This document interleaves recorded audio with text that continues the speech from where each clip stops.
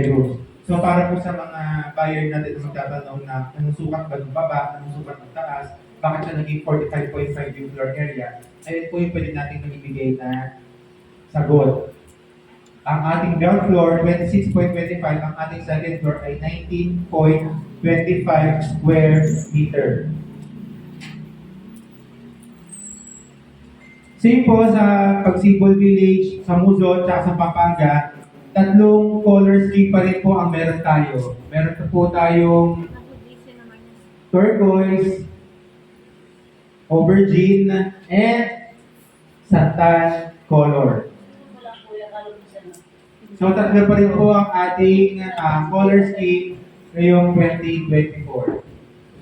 Itong house specifications naman po, ipapakita ko na lang din para po at least malinaw po sa atin kung ano ba talaga yung actual na bahay na i-expect ng buyer natin para hindi po tayo magkaroon ng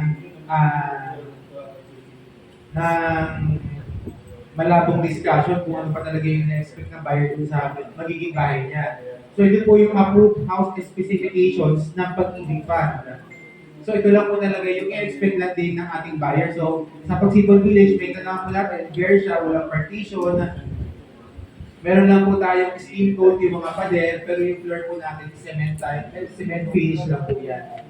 Ang second floor po natin, open ceiling, wala po tayong partition. Ayan na po yung actual turnover natin sa ating toilet and bath, telephone shower. Meron po tayong lababo, meron po tayong toilet bowl. Ayan po yung ating hagdan. Ang ating kisame. At ngayon, ito po yung itsura ng ginagawa natin kapag ginagawa po natin yung bahay ng Pagsibol. Meron po tayo mga forms na tinatawag. So ayan po yung ginagamit para sa CIP. So ayan po talaga buhos.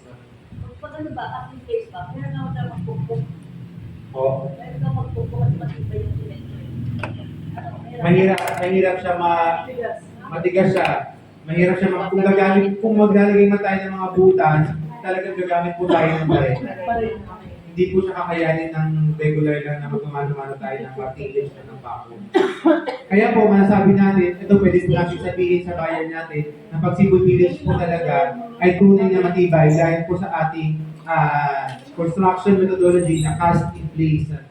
At the same time, sa Pagsibol Village, tunay na maaliwalas dahil meron pong distansya yung bawat bahay.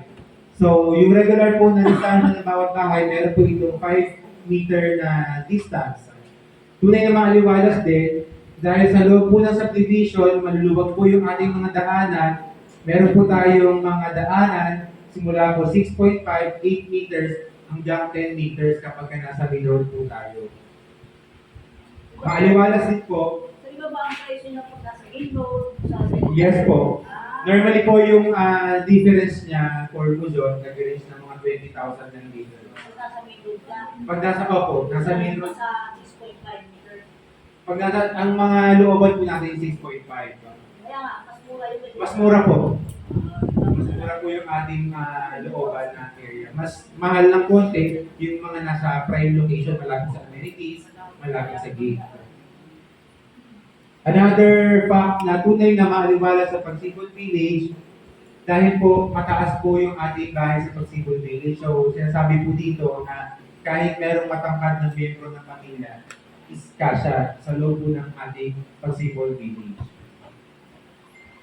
Ngayon naman po, i-check natin kung magkano po ba ang presyo ng ating